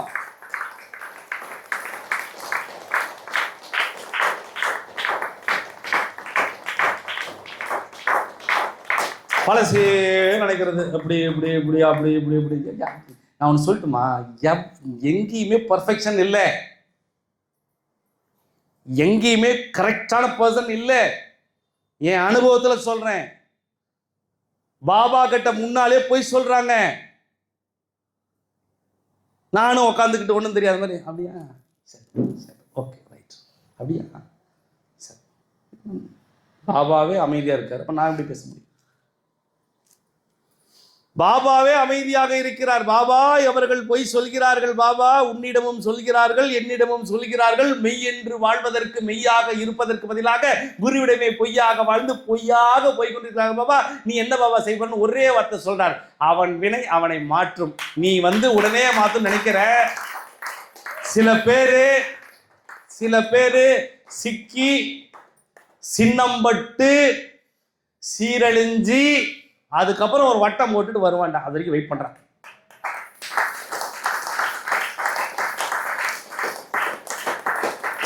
நான் எப்படி வேணா இருக்கலாம்ல, நான் எப்படி வேணா இருக்கலாமா இல்லையா? கரெக்டா? நான் எப்படி வேணா இருக்கலாம், ஜாலியா இருக்கலாம், ஹாப்பியா இருக்கலாம், இவ்வளவு தூரம் நான் பேசணுங்கிற அவசியம் கிடையாது, இப்படி சூப்பரா இருக்கலாம். இருக்கலாமா இல்லையா? இன்னும் கூட கொஞ்சம் அழகா தான் இருக்கிறேன், தப்பு இல்லை. நான் சொல்லலை, நீங்க தான் சொன்னீங்க. இன்னைக்கு கூட ஒருத்தவங்க சொன்னாங்க, சாயப்பா தொப்பை மட்டும் குறைஞ்சிருச்சுன்னு வச்சுக்கோங்க, உங்களை கையிலேயே பிடிக்க முடியாதுப்பா. அப்போ தொப்பை தான் உனக்கு பிரச்சனையான்னு கேட்டேன். அப்போ நீ என்ன பார்க்கல, என் தொப்பையை தான் பார்க்குறியான்னு கேட்டேன். இது யதார்த்தமான விஷயத்துக்கு வரும், யதார்த்தமான விஷயத்துக்கு. எதுயா அழகு? இது அழகு. சிக்ஸ் பேக் வச்சிருக்கோம் அழகா, மாஸ்க் காட்டுறோம் அழகா, உன்னுடைய முன்னாள் காதலன் அழகா, முன்னாள் காதலி அழகா? எதையா அழகு? எதையா லவ்? நீ வாழ்ற வாழ்க்கை நீ உண்மையா இருந்தா அதான் லவ். உன்கிட்ட நீ உண்மையா இருந்தா லவ்யா? அதை விட்டுட்டு அப்படியே டிராமா எல்லாம் போட்டுக்கிட்டு அவ்வளோ சீன் எல்லாம் எனக்கும் பாப்பாங்க ஆகாது. அதெல்லாம் போடாதீங்க.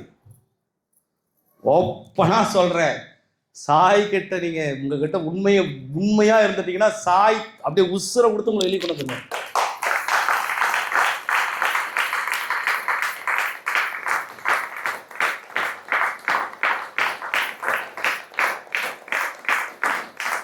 நான் பொதுவாகவே என் பிள்ளைங்களை பார்த்து கேட்பேன், எதாவது சொல்லணுமான்னு கேட்டுகிட்டே இருப்பேன். ஆனால் சொல்லவே மாட்டாங்க. எதாவது சொல்லுமா, அவட்ட சொல்ல வேண்டியது இருக்கா? இந்த டோர் ஓப்பன் ஆகாது. ஏன் கேட்பேன் தெரியுமா? அப்போவாச்சும் வாயை திறந்து சொல்லுவீங்கன்னு தான் பார்ப்பேன். சரி நீங்களே சொல்லுவீங்கன்னு விட்டுருவேன். ஒரு தவறு செய்தால் அதை தெரிந்து செய்தால் அவன் தேவன் என்றாலும் விடமாட்டேன். ஒரு தவறு செய்தால் அதை தெரிந்து செய்தால் அவன் தேவன் என்றாலும் விடமாட்டேன். தேவன் என்றாலும் விடமாட்டேன்னா என்ன அர்த்தம்? நீ கடவுளாகவே இருந்தாலும் நீ தப்பு பண்ண தப்பு தாயா, உனக்கு தண்டனை கிடைக்கியா?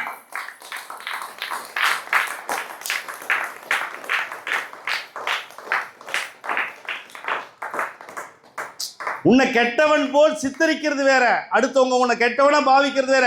உன்னை அடுத்தவன் எல்லார்கிட்டையும் நீ நல்லவனா இருக்க முடியாது, எல்லார்கிட்டையும் நீ நல்லவனா வாழ முடியாது. அப்படி இருந்த அப்படின்னா இங்க பிரச்சனை இருக்குன்னு அர்த்தம். நீ எல்லார்கிட்டையும் பர்ஃபெக்ஷனா 100% வாழ முடியாது. ஆனா குரு கிட்ட நீ நல்லவனா வாழ்ந்தா மட்டும்தான் மாற்றம்.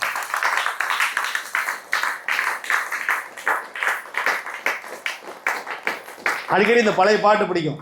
இந்த பாட்டு ரொம்ப நல்லா இருக்கும். தான் கண் போன போக்கிலே கால் போகலாமா, கால் போன போக்கிலே மனம் போகலாமா, மனம் போன போக்கிலே மனிதன் போகலாமா, மனிதன் போன பாதையை மறந்து போகலாமா.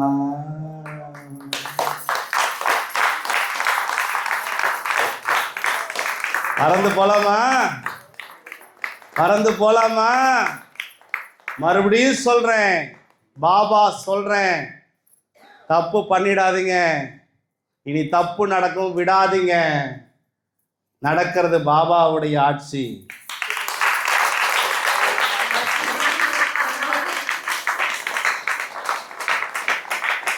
தப்பு பண்ணாலும் விட மாட்டேன், தப்பு பண்ணவங்களையும் விட மாட்டேன். ஏன்னா இது பாபாவுடைய ஆட்சி. தப்பு பண்ணாலும் விட மாட்டேன், தப்பு பண்றவங்களை விட மாட்டேன். ஏன்னா இது பாபாவுடைய ஆட்சி. புரியுதா? அர்த்தமைந்தா ராஜா? யார் என்ன வேணா சொல்லிட்டோம், வந்ததை வரவில் வைப்போம், சென்றதை செலவில் வைப்போம். யார் என்ன வேணா சொல்லட்டும், வந்ததை வரவில் வைப்போம், சென்றதை செலவில் வைப்போம். வா போ வா போ வா போ வா போதான். எதை பத்தி நாங்கள் கவலைப்பட மாட்டோம். கெட்டது பண்ற உங்களுக்கு அவ்வளவு இருக்குன்னா நல்லது பண்ணணும்னு நினைச்சு அப்படி ஓடிட்டு இருக்கிற எங்களுக்கெல்லாம் என்ன வேலை செய்யும்? சும்மாவா? அப்படியே ஒவ்வொரு அணுவுக்குள்ளேயும் பாபா பாபா பாபான்னு உள்ள போந்திருக்கிறாரு. ஒவ்வொரு ரத்தத்திலையும் பாபா உள்ள போயிருக்கிறாரு. ஒவ்வொரு நரம்புக்குள்ள பாபா இருக்கிறாரு. ஒவ்வொரு எலும்புக்குள்ள பாபா இருக்கிறாரு. யார் என்ன சொன்னாலும் ஐ don't care.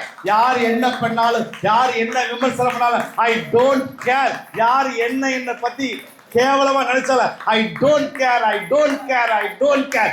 I only care. பாபாவுடைய பிள்ளைகளை காப்பாற்றணும், காப்பாற்றணும், காப்பாற்றணும். அவ்வளவுதான்.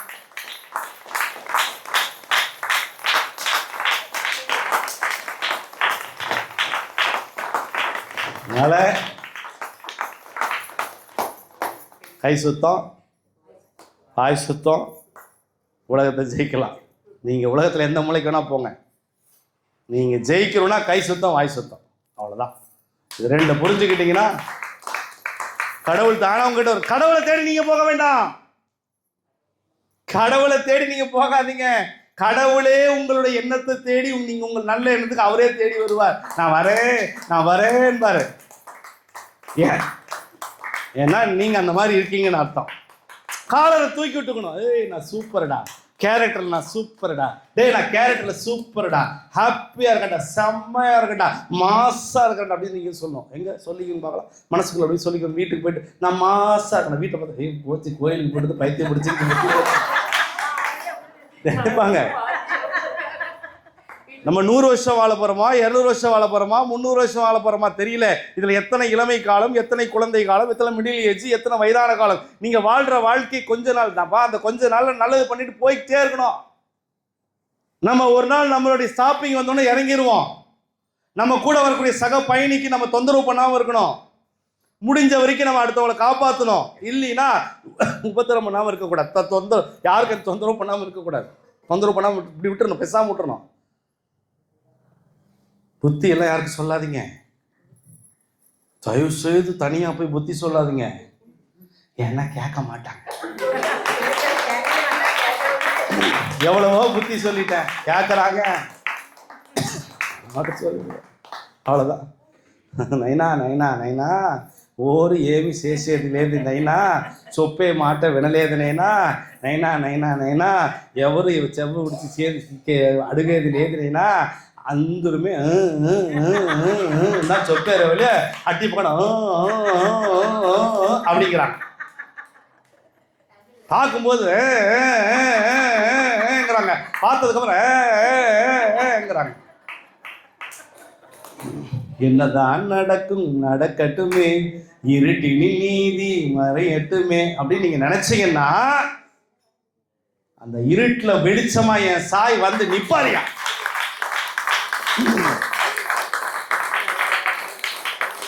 ஒரு அந்த காலத்துல அப்போ ரஜினி ரசிகர், இப்போ வேற ரசிகர், இப்போ நான் விஜய் ரசிகர் சொல்லிடுறேன். அப்போ ரஜினியோட ரசிகர்னால என்ன சில பேர் ரஜினி ஏதோ ஸ்டைல் பண்ணுங்கன்னு கேட்பாங்க. அப்போ நான் சும்மா அப்படியே ரோட்டில் அப்படி சின்ன வயசில் தான் இந்த குட்டி பாப்பா மாதிரி இருக்கும்போது என்ன ரஜினின்லாம் என்னை கூப்பிட்டுருப்பாங்க. ஏன்னா அப்படிலாம் ஸ்டைல் பண்ணுவேன். அப்படி ரஜினி மாதிரி அப்படி நடப்பேன். ஹே அப்படிலாம் செய்வேன். நான் ரோட்டில் நடந்து போகும்போது நான் இங்கே மேட்டுத்தெருவில் தான் இருந்தேன், சீனிவாச ஸ்ட்ரீட்டில் தான் இருந்தேன். அப்படி நடந்து போவேன். அந்த சந்துக்குள்ள அப்படி நடந்து போகும்போது ரஜினி மாதிரி நினச்சிக்குவேன். அது நடந்து போவேன். இன்னும் எல்லாம் பார்ப்பாங்க, ரஜினி மாதிரி நட இப்படி போ அப்படி போன்னு என்னச்சு அங்கே இருக்கிற அக்காங்களே அப்படி பண்ணுவாங்க. அப்போ எனக்கு தெரியாது, பின்னால் நம்ம பாபா பற்றி பேச போகிறோம்னு தெரியாது. அப்போ நான் பண்ணுவேன். அப்போ என்ன பண்ணுவோம் தெரியுமா, இந்த பல்பம் இருக்குல்ல, பல்பம், அந்த பல்பை தூக்கி சிகரெட் மாதிரி போடுவேன். அது எனக்கு தெரியல. அப்போல்லாம் அது ஒரு ஜாலியாக இருந்துச்சு. எதுக்கடா இது பண்ணது? ஆனால் இப்போ யோசிச்சு பார்க்குறேன், டே என்னடா எதுக்கடா இது பண்ணேன் அப்படின்னு நான் யோசிச்சு பார்க்குறேன். ஆனால் இறைவன் எப்படி நம்மளை அப்படி கொண்டு போகிறாங்கிறத யோசிக்கிறேன். சூப்பர் ஸ்டார் யாருன்னு கேட்டா சின்ன, ஆனா நான் என்ன சொல்வேன், சூப்பர் ஸ்டார் யாருன்னு கேட்டா சிரடி சாயின்னு சொல்வேன்.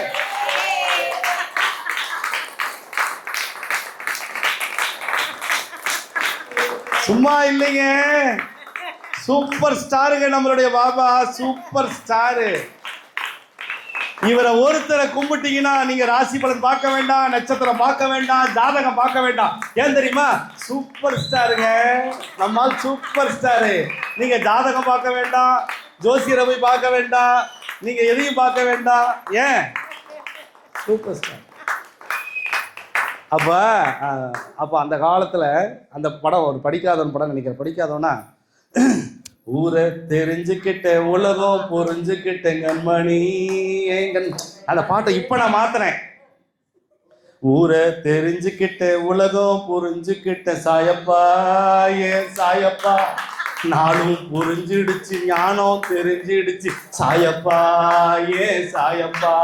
இந்த மக்கள் மனசையெல்லாம் பார்க்கறது கஷ்டமா, எல்லாரையும் பார்த்தாலே ரொம்ப ரொம்ப பயமா இருக்கு. ஊரை தெரிஞ்சுக்கிட்ட உலகம் புரிஞ்சுக்கிட்ட சாயப்பா ஏன் சாயப்பா. அதுல ஒரு வரி வரும், பார்த்திருக்கீங்களா? என்ன வரி? பச்சை குழந்தைன்னு பாலூட்டி வளர்த்த பால குடிச்சு புட்டு பாம்பாட்டம் புசு புசுக்குது. குறிச்சாக்கிட்டேன். பச்சை குழந்தை என்று பாலூட்டி வளர்த்தேன், பால குடிச்சு புட்டு புசு புசுங்குது. எத்தனை கொத்து வாங்கியிருக்கேன் தெரியுமா? ஒரு கொத்து, ரெண்டு கொத்து, மூணு கொத்து இல்ல, கொத்து கொத்தா கொத்து வாங்கியிருக்கிறேன். ஆனா எந்த கொத்துலயும் விஷம் என் உடம்புல யாரு. ஏன்? சாயா ஆள் ஏரியா, நம்ம ஆளு இந்த ஏரியாவில் இல்லாம போயிடுவாரு. என்ன சம்பவம் நல்லா இருக்கா? அப்பான்னு தானே கூப்பிட்டவன். அன்புக்குரிய சாய் அவர்களே, உங்களை மகிழ்விக்கணும், சந்தோஷப்படுத்தணும், ஆனந்தப்படுத்தணும். அதே சமயத்தில் உங்களுக்கு ஞானத்தை கொடுக்கணும். இங்கே உட்காந்துருக்கவங்கள ஒருத்தங்க மாறி மாற்றம் நடந்து ஒழுக்கமாக நீங்கள் இருந்தீங்கன்னா உங்கள் வாழ்க்கையில் இப்படி தான் சாயப்பா இருக்கணும். எங்கள் அப்பா சொல்லியிருக்காரு, என் குரு சாயப்பா சொல்லி கொடுத்துருக்காரு, பாபா கிட்ட இப்படி தான் இருக்கணும். நீங்கள் பெருசாலாம் ஒன்றும் பண்ணாதீங்க, இயல்பாக இருங்க, நடிக்காதீங்க, இயல்பான அன்பு காட்டுங்க. என்கிட்ட அன்பு கொடுப்பாங்களா, என்கிட்ட இவங்க அன்பு கேட்காதீங்க. தயவு செய்து அன்புக்காக பிச்சை கேட்காதீங்க. அது பொண்டாட்டியா இருந்தாலும் சரி, புருஷனா இருந்தாலும் சரி, பிள்ளைங்களா இருந்தாலும் சரி, அது குட்டியா இருந்தாலும் இது யாராவது கேட்காதீங்க. கேட்டீங்கன்னா நீங்க லாஸ் ஆயிடுவீங்க. ஆனா அன்பு கொடுக்கறதுல நீங்க ராஜாவா இருங்க. என் பொண்டாட்டி அதிகமா அன்பு எதிர்பார்க்கல, ஆனா நான் கொட்டுவேன். என் பிள்ளைங்க அதிகமா அன்பு என்கிட்ட எதிர்பார்க்கல, ஆனா நான் கொட்டுவேன். நீங்க அன்பு கொடுக்கறதுல என்னைக்கு முதன்மையா இருக்கீங்களோ அன்னைக்கு நீங்க ஜெயிச்சுக்கிட்டே இருப்பீங்க. உங்க கையில காசு இல்லைனாலும் கவலை கிடையாது. ஏன் தெரியுமா? உங்க கையில உண்மையான அன்பு இருந்துகிட்டே இருக்கு. எது வத்துதோ வத்துலையோ, லவ் யார் லவ் எப்படியுமே எப்படி இருக்கும்? நிறைய இருக்கும். இந்த லவ் கம்மியாகக்கூடாது. அதனால் எப்போவுமே உங்களுடைய அன்பை, உங்கள் பாசத்தை, உங்கள் உணர்வில் நீங்கள் முதன்மையாக இருங்க. அற்புதமான இந்த செவிவழி செய்தி கேட்ட ரொம்ப நேரம் எடுத்துக்கிட்டேனா? நல்லா இருந்ததா செவிவழி செய்தி கதை? கை தட்டாத ஒரு 4 பேருக்கு என்னுடைய வாழ்த்துக்கள். நான் உங்ககிட்ட சொல்லக்கூடியது ஒன்றே ஒன்று தான். ஒரு செவிவழி செய்தி கதையில் நம்ம கிடைச்ச ஞானம் என்ன, அதன் மூலம் மாற்றம் என்ன அப்படிங்கிறத வீட்டுக்கு போய் மறுபடியும் நம்ம சப்ஸ்கிரைப் பண்ணாதவங்க நம்ம யூடியூப் சேனலை சப்ஸ்கிரைப் பண்ணிக்கோங்க, சரிங்களா? பெல் பட்டன் அமுத்தாதீங்க, அதுவாகவே தானே ஆயிக்கும், சரிங்களா? அதனால் உங்கள் எல்லாத்துக்கும் என்னுடைய வாழ்த்துக்களை தெரிவிச்சுட்டு, எப்பயும் போல் நீங்கள் நல்லா இருக்கணும், சந்தோஷமாக இருக்கணும், ஆனந்தமாக இருக்கணும். புதியதாக வந்த எல்லோருக்குமே மாற்றம் நடக்கும்னு சொல்லிட்டு, எப்போவுமே சிவனுடைய ஆசீர்வாதம். எப்பயுமே பாப்பா வந்து 3 யுகமாக இருக்கிற ஈஸ்வரன் கோயிலுக்கு போயிட்டு வந்துட்டு, எது ஈஸ்வரன் கோயில்? நம்ம ஊரில் 3 யுகமாக இருக்கிற, 200 வருஷம் 300 வருஷம்லாம் இல்லை, 3 யுகம், 3 யுகமாக இருக்கிற சிவன் ஆலயத்துக்கு போய் சிவனுக்கு முன்னால் பாடிட்டு வந்து, ஒவ்வொரு வாரமும் வியாழக்கிழமை பாடுற அன்பு மகள் இன்னைக்கு வந்து நமக்காக ஒரு பாட்டு பாட போகிறாங்க. கொடுக்கலாமா? கைத்தட்டி ஆரவாரம் பண்ணுவோமா?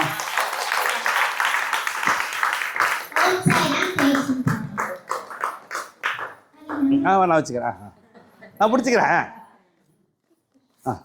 திருச்சிற்றம்பலம் மந்திரமாவது நீர் வானவர் மேலது நீர் சுந்தரமாவது நீர் துதிக்கப்படுவது நீர் தந்திரமாவது நீர் சமயத்தில் உள்ளது நீர் செந்துவராயுமை பங்கன் பிராலவையாட்டிர நீர் வேதத்தில் உள்ளது நீர் வெந்துய தீர்ப்பது நீர் போதம் தருவது நீர் பொன்மை தவிப்பது நீர் ஓத தருவது நீர் உண்மையில் உள்ளது நீர் சீத புனமையில் சூழ்ந்த பிராரவயான் திருநீர் முக்தி தருவது நீர் முனிவர் அணிவது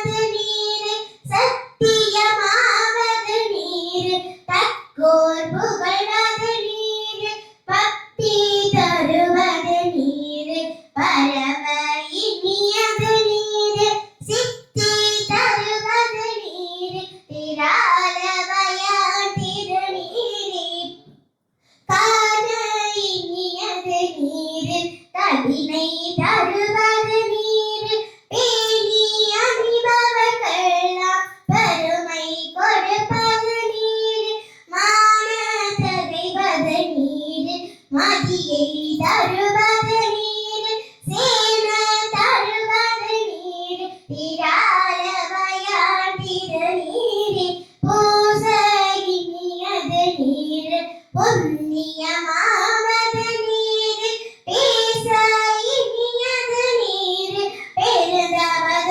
பெருதவதோர்களுக்கெல்லாம் ஆசை கெடுப்பது நீர் அந்தமதாவது நீர் தேசம் புகழ்வது நீர் திராலவயான் திருநீர் அருதமதாவது நீர் அவலம் மறுப்பது நீர் வருத்தம் தணிப்பது நீர் பாடங்களிப்பது நீர் பொருத்தமதாவது நீர் புண்ணிய பூசுமை நீர் திருத்தகு மாளிகை சூழ்ந்த திராலவயான் திருநீர் எயிலது வற்றது நீர் இருமைக்கும் உள்ளது நீர் பயில படுவது நீர் பாக்கியமாவது நீர் துயிலை தடுப்பது நீர் சுத்தமதாவது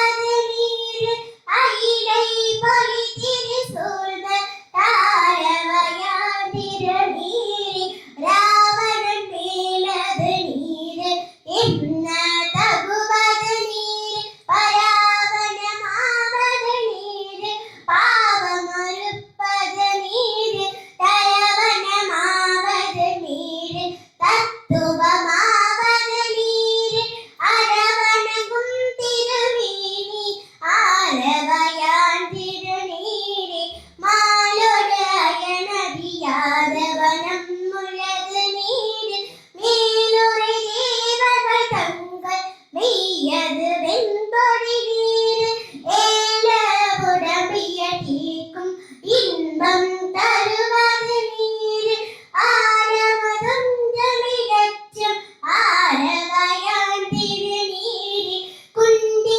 கைகளோடு சாக்கிய கூட்டமும் கூட கண்டிகை பிற்பது நீர் கருத இனியது நீர் அண்டிசைப்பட்ட பொருளா ஏதுமை தகையது நீர் அண்டத்தவர் பணி நேற்றும் ஆரவயான் திருநீர் ஆசெல்லழல் விடையேறும் ஆரவயான் திருநீற்றை போற்றி புகழி நிலாவும் பூசுரன் ஞான சம்பந்த தேச்சி தென்னலுணருற்ற தீபினியாயின தீர சாக்கிய பாடல்கள் பதும் வல்லவர் நல்லவர் தாமே வல்லவர் நல்லவர் தாமே திருச்சிற்றம்பலம் சூப்பர். அதாவது இந்த பதிகத்தோட சிறப்பு என்னன்னா, எப்பேற்பட்ட நோய்கள் இருந்தாலும் போயிடும். இந்த பதிகம் இப்போ நீங்கள் கேட்டீங்க பார்த்தீங்கன்னா, உங்கள் மன கஷ்டம், உடம்பு கஷ்டம், தீராத நோய் பாருங்க, இதில் இப்போ தீராத நோய் தீர்க்கும் திருநீற்று பதிகத்தை தான் பாப்பா படித்தாங்க. உண்மையாலுமே ரொம்ப சந்தோஷம், வாழ்த்துக்கள், ரொம்ப சந்தோஷம். வாங்கிக்கோங்க, எடுத்துக்கோங்க, கிளாப் பண்ணுங்க, உற்சாகமான கைத்தல கொடுக்க பார்க்கலாம். நல்லா இருங்க.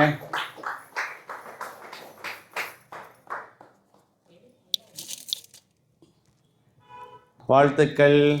சரிங்களா? ரொம்ப சந்தோஷம். ஹாப்பியா? சரி, அதே மாதிரி வாரம் வாரம் வந்துடணும். ஓகே, சரி. உட்காரு. அம்மாடி புரியல. சௌமியா பேசுகிறாங்களா? வாங்க வாமா.